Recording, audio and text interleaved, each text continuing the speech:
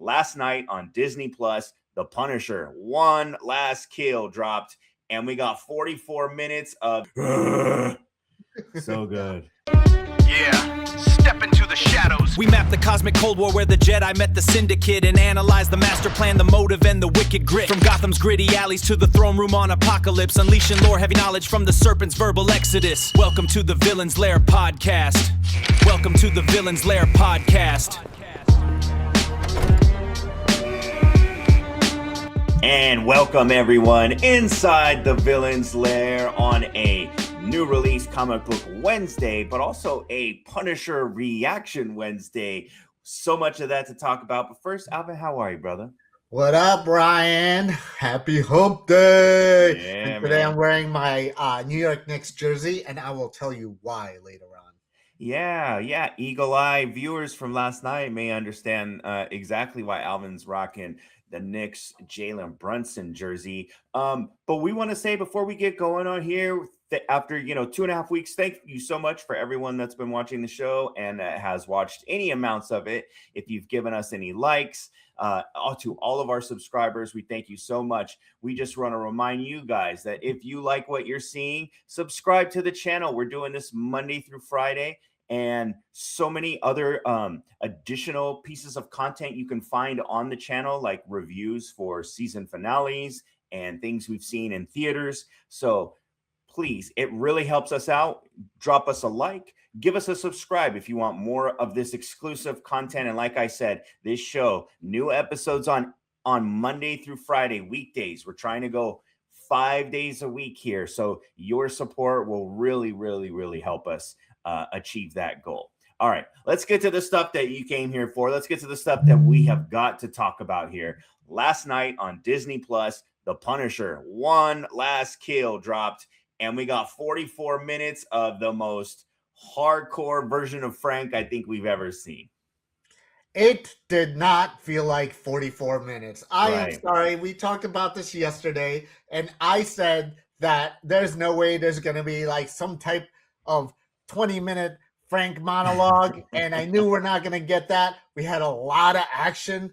Like I'm saying, 44 minutes did not feel like it whatsoever.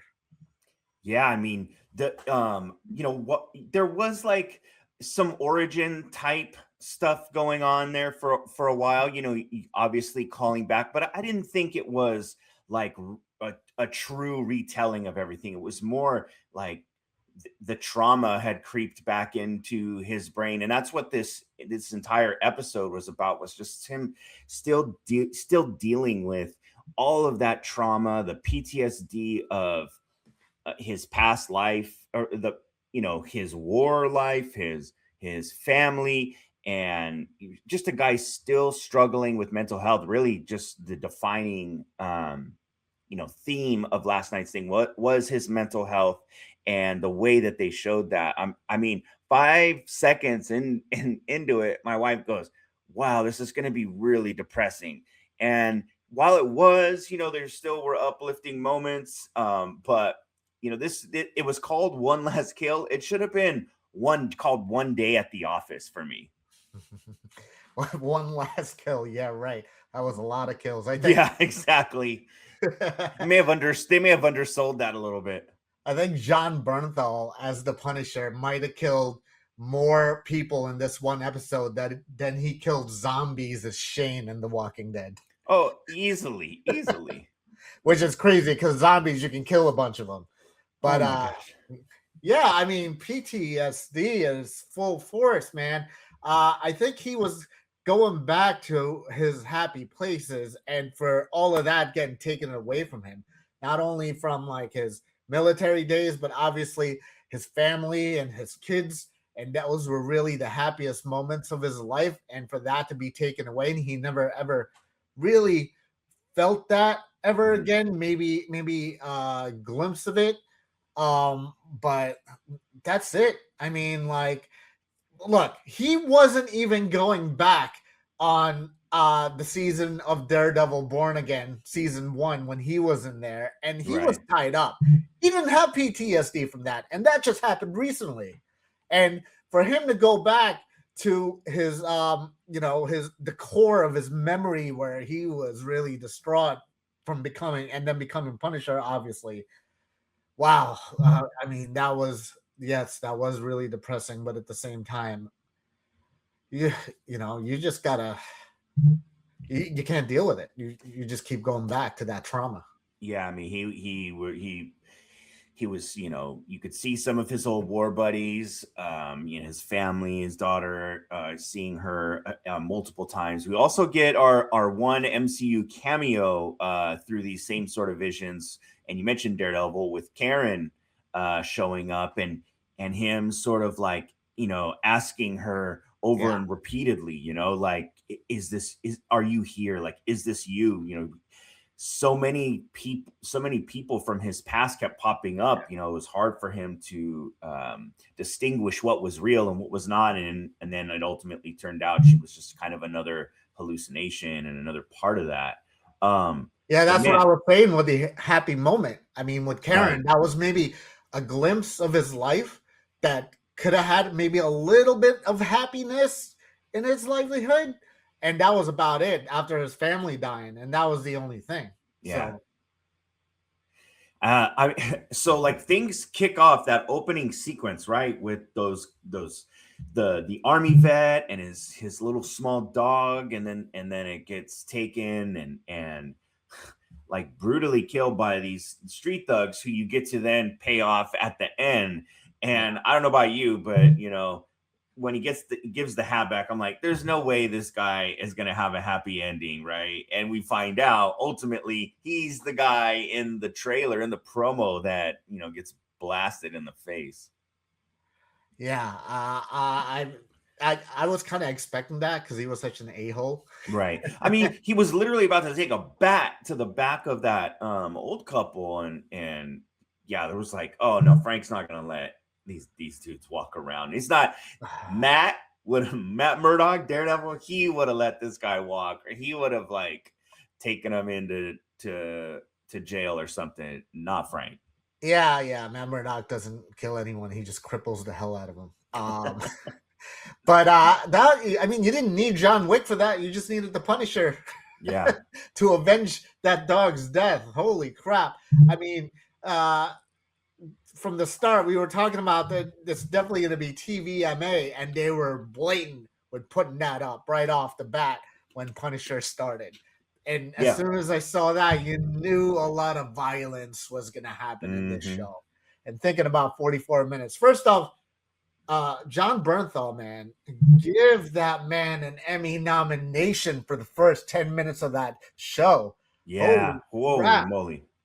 Yeah, just his reactions and the ghost of his past talking to him, and just his facial reactions, the way he's acting without even barely even saying words. You can just feel him on how he's feeling. Yeah, both Yeah, cemetery scenes were really, really heartbreaking. Him sitting there sobbing, leaning up against his wife or his daughter's gravestone. yeah, when the ghost of his daughter showed up. Yeah, when he's gonna pull the trigger. Whew, man, it was Yeah, heavy. It was it was super heavy. really I mean, heavy. I think we all expected like the the amounts of violence that we got, but man, the emotional heaviness and the toll that was taken on him, I didn't quite expect it to that degree. Yeah, no. I also didn't expect him to do a shit ton of pull-ups and then cry afterwards. So, So many pull-ups, in fact, his hands are bleeding. Like, man, the guy takes his physical fitness serious. oh yeah. So yeah, there was a lot. I mean, there was a lot to unpack with obviously his demons, and he basically stayed in uh, one location in a part of Queens where he was living. Not his hideout, but an apartment he was living at in a low income building in a community. So Mhm. he sees, obviously, he sees a family in the store where he buys coffee, and there's a little girl in there who reminds her a lot of his daughter, Right. which hit me right here. Having a little girl myself. Uh, I'll tell you what, man. When when you can, compare and contrast and what you have compared to other people, you're just like, wow, maybe I should count my blessings. Yeah, yeah. Especially looking at that thing. It was really heavy. And what I was thinking of though, when he was walking in that neighborhood and you just see Frank's face and then the background, there was a lot of crime and violence going on, but it was soft, right? The video was soft in the background. Mhm. You don't really see him. You just see Frank in focus. Just to bring that in on camera and bringing it to vision. It really was like wow, you're really seeing Frank really on his own head at this point, that his demons and his bad guy was truly himself. Sure, absolutely. He's, his inner demons and at times his own worst enemy, and that's sort of the essence of the Punisher and of Frank. And he had to, overcome, obviously this day and this, like, so we get introduced, right, to the person who's sort of like pulling the strings of the episode. So we find out that Frank is the one responsible for murdering and killing the Nucci family, a crime family in New York, which he realizes is related to the murder of his family. Now we get to meet the matriarch of that family, who is known in the comics as Ma Nucci. And she's at this point, hobbled, but can still get up because she gets in Frank's face when she ultimately reveals the plan for the day. She sets everything in motion.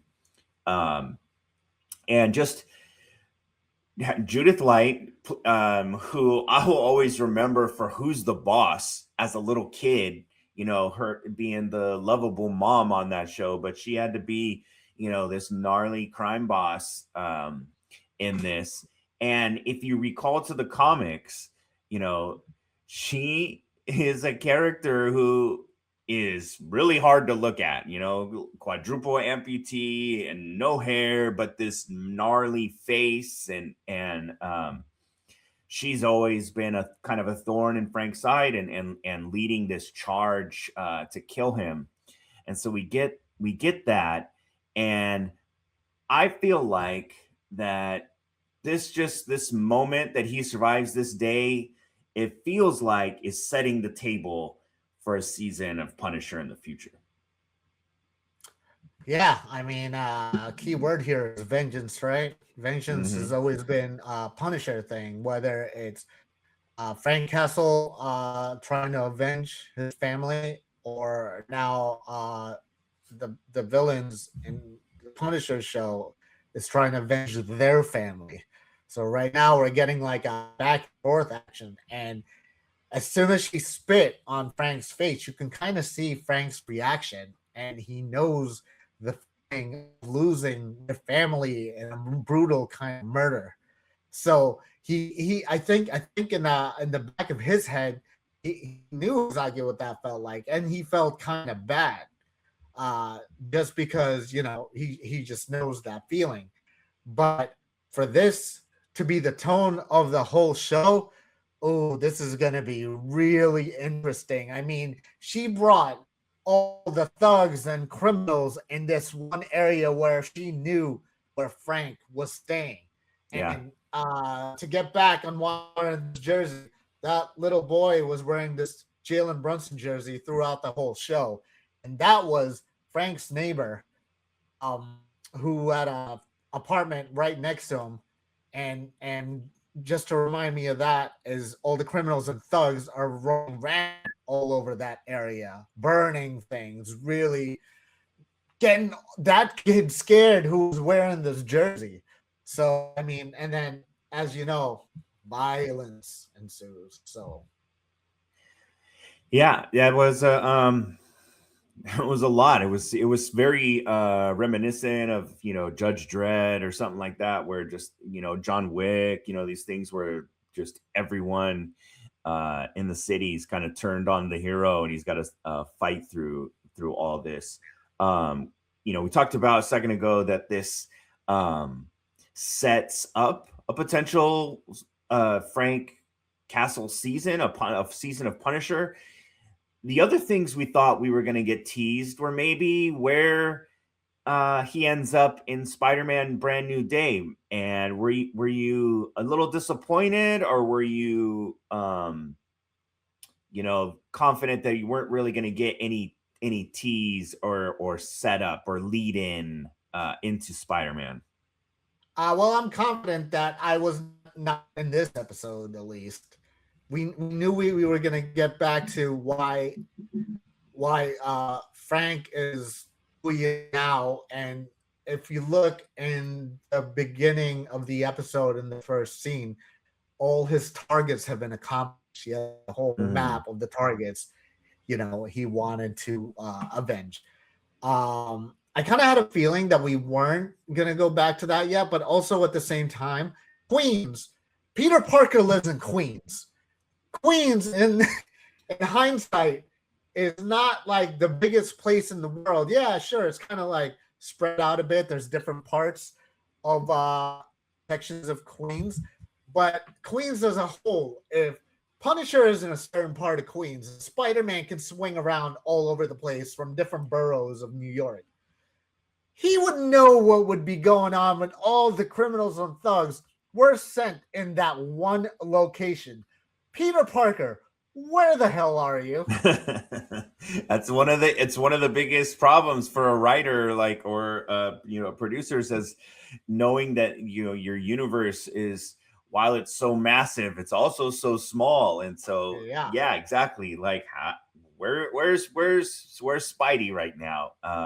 They call that comic book logic. Yeah, exactly. We'll have to just assume that he was in chemistry 201 and just had no idea, was busy in a class that day and had no idea. Stalking Mary Jane, that's what he's doing. All right, so final score, like if you had to give it a 10 score, what would you give Punisher One Last Kill? Dude, like I said, it didn't feel like 44 minutes. The action scenes were like unlike any, especially that show on Disney Plus. Yeah. Is that 9, brother? Okay. 9. The only reason why I don't give that a perfect 10, because I kind of wanted to see like the in between of Daredevil Born Again season 1 from his from what happened from until now and what made him go in that apartment instead of just like, hey, I'm in this apartment now doing pull-ups and being pissed about everything. Living in a studio when the apartment next door to me pays the same exact price and they have a 3,000 square foot home. For sure. That was a little strange. I think I'm gonna go 8.5 and 8.5 out of 10. I loved it. I really, really liked it. There were just, some things that, I could have maybe, got more. It could have been longer. I think, honestly, I'm just upset that it was as short as it was. And that's no fault of the product of what they gave, but it could have told a more fleshed out story with, we only got a scene with the main villain, and so we could have got more there with the longer story. We could have found out a little more about where he's been, what he's been up to, and I would have loved a boss fight, right? Like it felt like if you were in a video game, he was just fighting street thugs the whole way, but I guess he fought that big tattooed guy for a second. That guy, shanked him in the chest, but it was over, and he just felt like a different thug within the game. If they would have had like a boss fight for him, that would have felt like a little more definitive and if they would have taken that fight out in the street and it would have had, a little more back and forth, I think that would have been more fun. I think his boss was himself in this level Right. of a video game, to be honest with you. Just him fighting himself to be Punisher again. If you remember, he walked by himself as Frank Castle and Punisher in the boss. Right. Yeah, he did. Yep. So before we move on, give me one final Frank grunt. We did some good ones yesterday. Give me one. Yeah. There were some there were so many good ones last night. I was laughing every time he so good. So good. God. I can't imagine him cooking and burning something. All right, so moving on to another bit of Disney Plus news. So Marvel held some upfronts, and we got, with the help of these three guys. I mean, look at that list. You get Downey, Tom Hiddleston, and Vision himself, Paul Bettany. They released the very first look. Now, the video has yet to be shared online, and Marvel's done a really good job at the last few months of any video and trailer footage that they show at these big fan events or public events, that this stuff isn't getting out. They're able to find people with cell phones and take their phones. They're able to, shoot the screen with like these green lasers to help, block the footage. But what we do have is this photo right here that shows us the back of the humanoid version of Vision. So I believe that is Paul Bettany, but maybe it's not.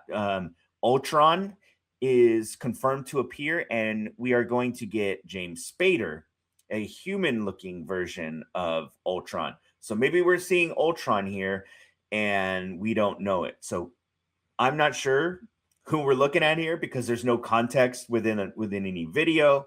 Other cast that we know, we are also getting the character Jocasta, who is a female android and oftentimes the sort of love interest, if you could call it that, for Ultron. And that character is going to be played by Tania Miller, who you may know from Doctor Who and Sex Education on Netflix. We are supposed to get Tommy Maximoff. So Speed, Vision's son, will be in this. One of the things that people have shared with this footage is a line from Vision where he is watching watching multiple moments within the MCU where Vision is involved, and he's saying basically like, I see my face, but I don't have those memories. So we're still dealing with the end of WandaVision, where Vision was uploading, trying to upload his consciousness into White Vision. We're also going to get versions of the famous AIs that have been, sprinkled throughout the Marvel universe. You had Edith, who was Peter Parker's AI in the Homecoming suit. We are going to see Friday, who was once Jarvis became Vision, Tony Stark needed a new AI. He had Friday, and then Jarvis, who's going to be played by the actor who played the original inspiration for Jarvis in Agent Carter. So a lot of characters, all sort of AI and android related. But for something that's coming out, it's scheduled to come out at this year. This is our first look at Visionquest. Hey, our first look at Visionquest, looking like Ultron with a fedora hat. Yeah, it's definitely giving me like the tone of this picture, just the style, the way it's Photoshop. It's giving me some WandaVision vibes all over again. So the sunny skies and stuff. Right. Maybe Vision will have his own WandaVision kind of series, which probably not, because I'm seeing this as a whole different kind of show compared to WandaVision. But to have a lot of AI kind of humanoids and bringing that all in this show, that brings in a little bit of different style of the show too. So like, how are humans going to be involved in this one versus your regular Marvel heroes and your whatever villain is going to be in there? Sure. So can't wait to see what tension they bring out. I go in with a mind, kind of like what I did with WandaVision, with no expectations and just watching it as it unfolds, because I enjoyed WandaVision more in that sense. Yeah, I liked WandaVision. We're going to get to our top Disney Plus series here in a second, but I think that Visionquest, you want to there, there's while he doesn't have the memories, he is an android, so those types of things can be uploaded, and I think having speed involved and how their father son relationship sort of evolves, and maybe that's how it helps him restore some of those memories. um as far as Ultron, I'm not gonna lie, I'm gonna definitely miss the robotic looking Ultron. Like I feel like too many of these human looking characters that are actually, synthetic, like now it's like Blade Runner in the MCU. Um Yeah. Or even like Star Trek, kind of different races at this point. Yeah, they're so cool. Like especially Jocasta, like her design in the comics, obviously Ultron, and Visions. But I bet even with Vision, we're just gonna see a lot more of Paul Bettany as Paul Bettany, in it instead of in the makeup and suit. Yeah, we're just gonna have some really posh androids all over the place. So Yeah, exactly. All right. Well, Vision Quest, not a whole lot other than this image that we know about it, but we do know that we are expecting it sometime in the fall, and we'll go from there. We'll go from there.